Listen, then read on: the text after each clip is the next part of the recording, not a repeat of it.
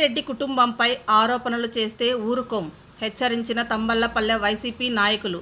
2 రోజుల క్రితం తంబళ్లపల్లె మండలంలో తెలుగుదేశం నాయకులు కృష్ణమూర్తి కుమారుడు గణేష్పై వైసీపీ నాయకులు దాడి చేశారని, పెద్దిరెడ్డి కుటుంబంపై ఆరోపణలు చేయడం తెలుగు యువత నాయకుడు శ్రీరామ్ చిన్నబాబుకు తగదని హితవు పలికారు.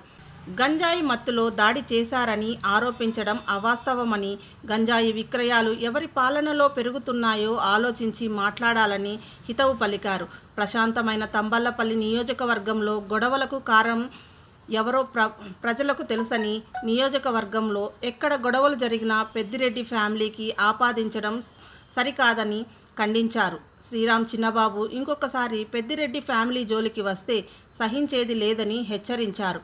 ఈ కార్యక్రమంలో పెద్దమండం ఎంపీపీ పూర్ణచంద్రిక రమేష్, ఉమామహేశ్వర్ రెడ్డి, రెడ్డి శేఖర్, బీసీ నాయకులు సాంబశివ తదితరులు పాల్గొన్నారు. ఏదో పర్సనల్గా పిల్లలు వాళ్ళు ఏదో పర్సనల్ గొడవ పడిందని కూడా మదనపల్లి చిన్నబాబు గారు వాళ్ళు ఏమన్నారు, మా ఎమ్మెల్యే గారిని మా ఎంపీ గారిని నోటికొచ్చినట్ల ఈశ్వరుడు నోరు ఇచ్చిందంటే ఏదంటే అది మాట్లాడడానికి కాదన్న. మనకు నోరు ఇచ్చినది మనము ఏం మాట్లాడుతున్నాము, ఎలా మాట్లాడాలి, ఎవరి పని నిందలేస్తున్నాము అని ఒకసారి వాళ్ళు మాట్లాడే వాళ్ళు ఆలోచించుకోవాలి. ఈ రోజు ఇంతగా నేను రియాక్ట్ అవుతున్నానంటే దానికి కారణం ఏమంటే ఈ చిన్నబాబు గారు ఏమన్నారు, గంజాయి బ్యాచ్ అంతా కూడా మా ఎమ్మెల్యే గారు ప్రోత్సహించారు, వాళ్ళ వల్లనే ఈ రోజు ఇంత గొడవ జరిగింది అని చెప్పేసి నన్ను ఏదో 6,000 ఓట్లు 7,000 ఓట్లతో గెలిచినంత మాత్రాన గెలుపు కాదు అన్నారు.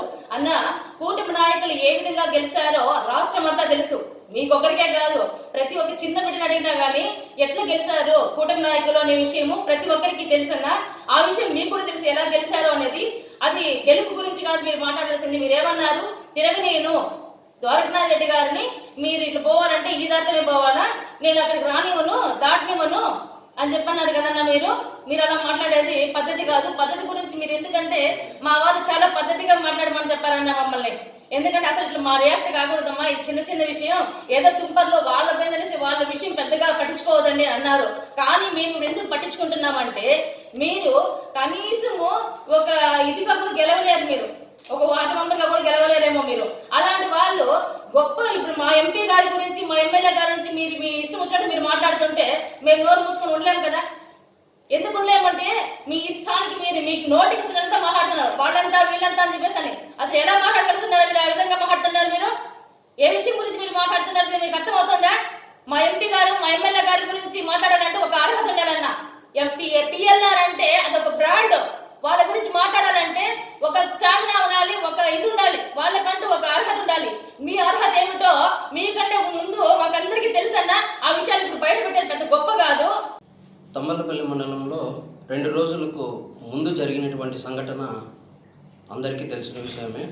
ఏదైతే 2 బ్యాచ్ల మధ్య జరిగినటువంటి ఘర్షణ, దాన్ని నిన్న బాధితుల్ని పరామర్శించి కొంతమంది నాయకులు బాధితులను పరామర్శించిన తర్వాత మా ఎమ్మెల్యే గారిపైన, ఎంపీ గారిపైన, మినిస్టర్ గారిపైన యథావిధంగా అవాకులు చవాకులు పేలడం జరిగింది.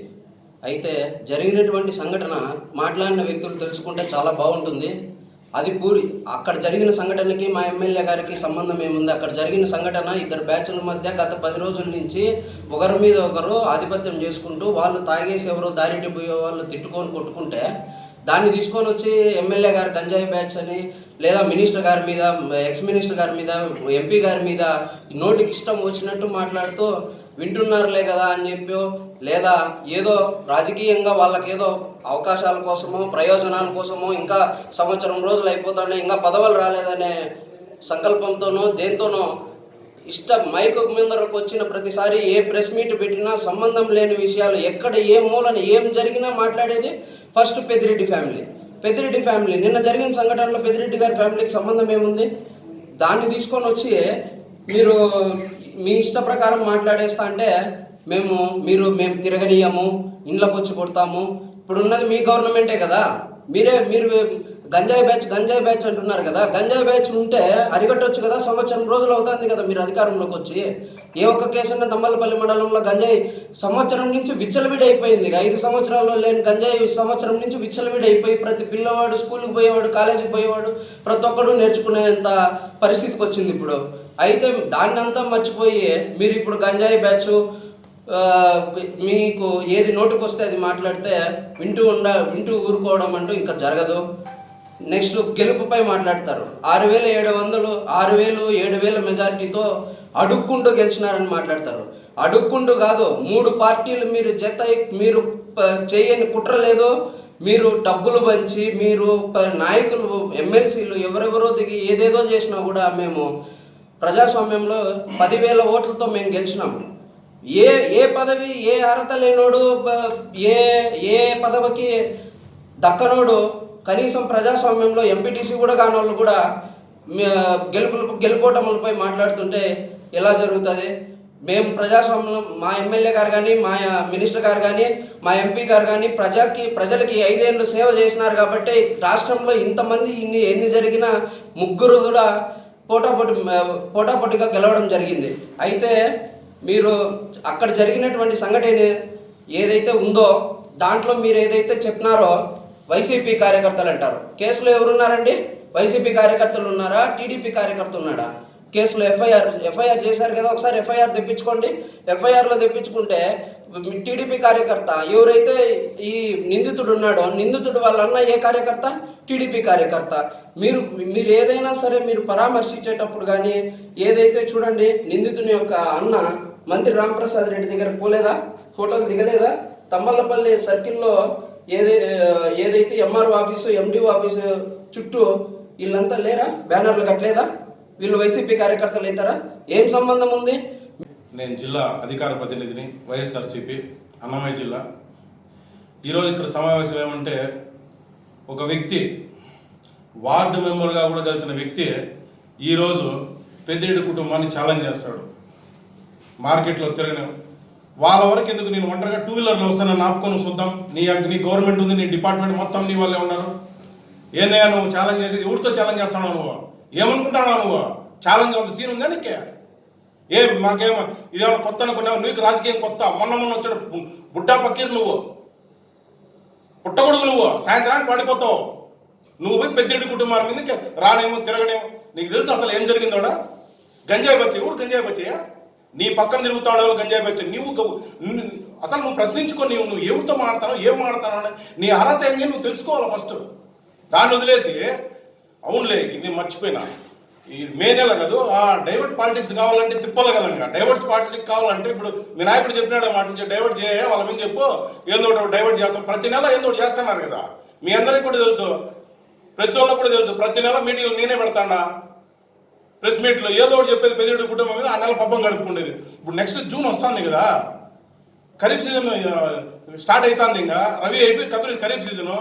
రైతులకు ఇన్పుట్ సబ్సిడీ అడుగుతారు, రైతులు రుణమాఫీ అడుగుతారు, రైతులకు మధ్యాహ్నం డబ్బులు ఏమి పట్టలు పెట్టుకోవాలని అడుగుతారు. కాబట్టి డైవర్ట్ పాలిటిక్స్ ఇది ఒకటి. పిల్లలను జూన్లో స్టార్ట్ చేస్తున్నారు స్కూళ్ళన్నీ, అమ్మఒడి ఇళ్ళ, వసతి దీవెన ఇళ్ళ, ఇవన్నీ ఏడాడుగుతారు అని చెప్పేసి ముందుగానే డైవర్ట్ పాలిటిక్స్ మీ పైన నుంచి మీకు ఏమైనా ఆర్డర్ వచ్చిందేమో, వచ్చి ఏందో ఒకటి చెప్పరా స్వామి, ఇది లేకపోతే మాకు కష్టము, డైవర్ట్ పాలిటిక్స్ చేయాలా, డైవర్ట్ చేసుకోవాలని చెప్పినారేమో.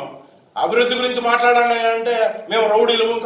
అయ్యా కత్తులకి రౌడీలు ఏమి? నువ్వు రౌడీవే, నీ దగ్గర పెద్ద బ్యాచ్ ఉండొచ్చు, నువ్వు అన్ని చేయొచ్చు, నువ్వు పెద్ద రౌడీ కావచ్చు, నీ ఇంట్లో నువ్వు రౌడీ, అంతేగాని జనాలకు రౌడీ కాదు. ఎవరయ్యా చేస్తానే దాన్ని? ప్రభుత్వం మీద ఉంది.